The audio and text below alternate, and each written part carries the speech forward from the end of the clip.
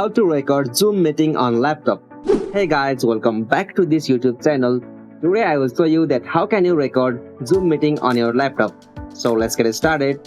On this process, at first you have to open the Zoom app and from there you'll have to join your meeting.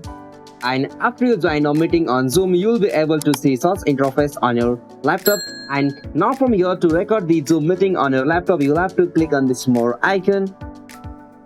Alright, so from here at the top you'll got options like record. So simply after you click on this record option, you'll be able to record the Zoom meeting on your laptop. So this is the easiest and simplest method. Hope you found this video helpful to you, and please don't forget to subscribe our YouTube channel for more quick and short tutorial like this.